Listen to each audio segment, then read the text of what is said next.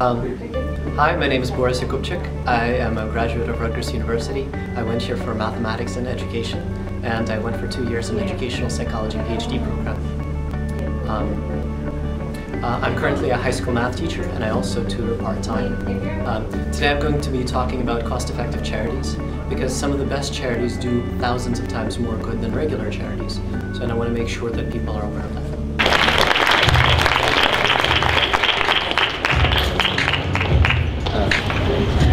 Well, I hope I can deliver. If it took the same amount of effort, would you rather help one person or 1,000 people? I think we all would love to help people. We revere people like Oskar Schindler, who saved thousands of Jews from death during World War II.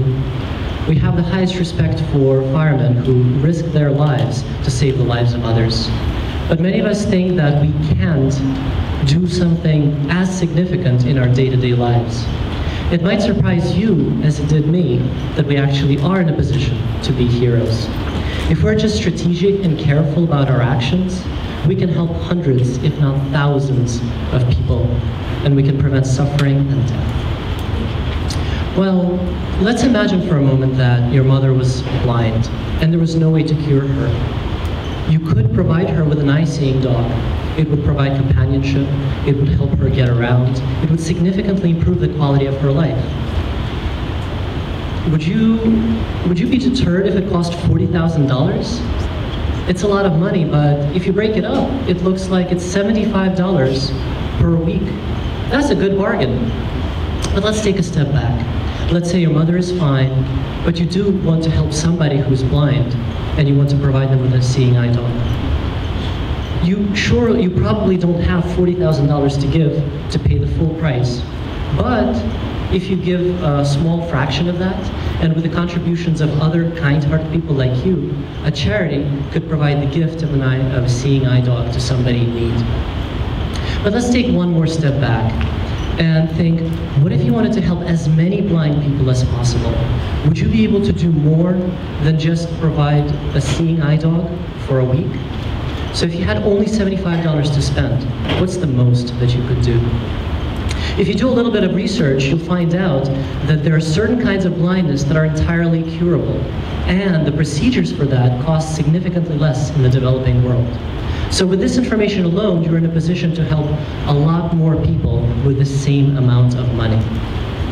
Astonishingly, it costs $35 to cure somebody from blindness in the developing world. Depressingly, many people just can't afford that. While $35 is a lot of money, I mean, it's not a lot of money in America, it could be as much as somebody's whole month's earnings. Well, it turns out that it costs $35 to cure somebody, which means that you can cure 2 people of blindness. That's a lot longer than for a week. So what if you wanted to do the most good? It turns out that it's really, really important to pay attention to the methods that the charities are using to help. So let's take a look at HIV. It costs about $1.50 per day if you treat somebody of HIV. And that'll keep them healthy for a year for only $500. I think that's fantastic. That's what you would pay for yourself. Keep in mind, many of the people who are sick with HIV, they just can't afford it. So they need charitable contributions from others, like us. Well, what if you wanted to help more people? It turns out you can. You could do far better than do this. HIV prevention costs about $1.25 per year if a charity is doing that kind of work. So you see, just by targeting prevention rather than treatment, you can do a lot more good. Imagine you went to a store and you wanted to buy a TV, and you had these 2 options, $400 or $1. Which one would you buy? Well, that's the exact same parallel we have in charity. It's like one charity is having a 99% off sale on saving people's lives. So if you wanted to help as much as you could, the question you should ask is, what's the best that I can do with my donation? So let's take a look. If you wanted to improve education, there are lots of charities that are doing that in the developing world. They build schools, they provide teachers for those schools. But what good are schools and teachers if children are too sick to go to school? Turns out there are millions of children who miss school simply because of parasitic worms. These parasitic worms cause malnutrition, they cause severe pain, disfigurement, and even severe damage to internal organs. And of course, they prevent children from going to school. So how much does the cost-effective schistosomiasis control initiative want from you to cure a child of parasitic worms? 50 cents. It only takes 50 cents to cure a child for a year. So what that means is, with a change in your pocket, you're in a position to cure several children, perhaps even many children, of parasitic worms. So when I started out giving, I didn't know all this. Where do you find out this information? When I was in college, I knew that Americans gave on average about 5% of their incomes to charity, and I knew that I should be helping, so I decided to start giving. And even though my contributions surely helped people, it felt to me like my contribution was insignificant. So I was lucky to meet Nick Beckstad, who is a Rutgers University graduate philosophy student. And he's part of the effective altruism movement. He doesn't just want to make a difference, he wants to make the most difference. So he told me about how to find good charities. It turns out that overhead, the sort of thing that most people use to compare charities, doesn't really matter. It makes sense. If you give the money to your charity, you want to take as much of it as possible to help the people. But it turns out that that's not the right question to ask. Because good charities that help people well, they must spend money. They must do the research, and they must maintain the quality of their work. So overhead doesn't really matter. You see, overhead might matter might change the cost of when you give to a charity with an overhead that's a little bit lower, it might be like a couple of % difference. But the method that the charity might be using could be 1,000 times more effective. So overhead is simply irrelevant. So Nick showed me that $1 given to a cost-effective charity can do as much good as $1,000 given to a merely effective charity. And there are lots of examples like this. So when I was inspired to give more, I decided to see and find opportunities. As a college student, what opportunities do you have? Well, you actually do. You can get the very same things you want, but just get them for less.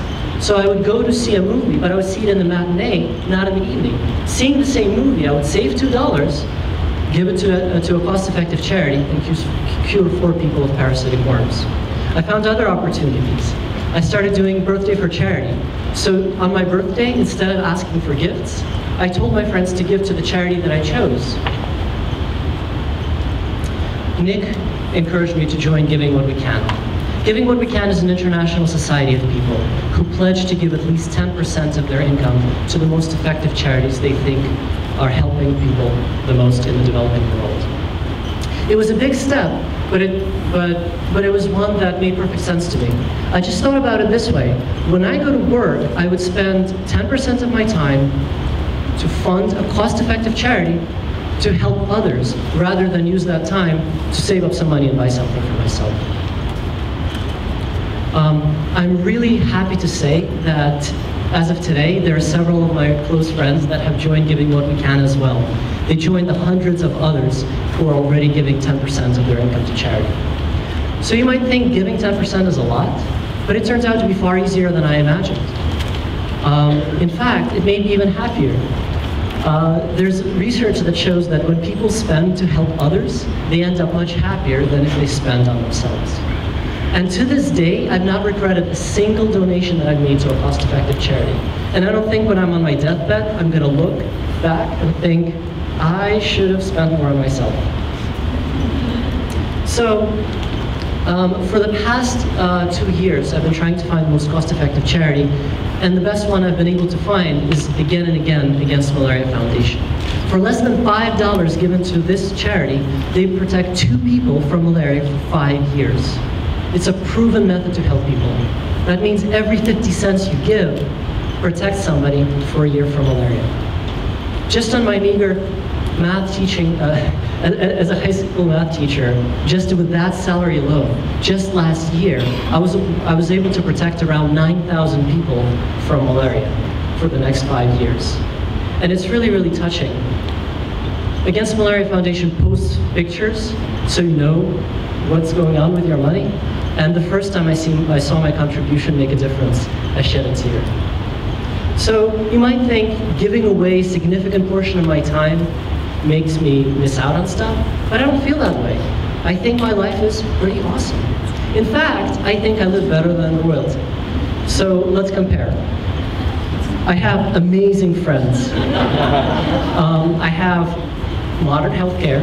I have food from across the world, fresh food, music at a press of a button, amazing books, and mind-blowing entertainment.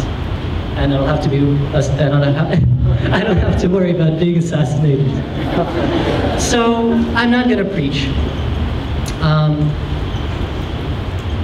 You're all intelligent people. You can all decide for yourselves. I expect you to be what's the word? As critical.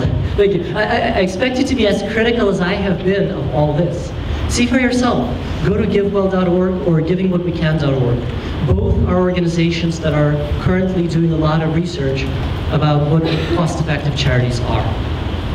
Take the long-term view. Think about it. If you are like average Americans and you're going to give around 5% of your income to charity each year, across your life you're going to give thousands of dollars. Think about how much good that will do if you give it to cost-effective charities. Think about the short term. $1 given today to a cost-effective charity could mean 2 less children suffering with parasitic worms.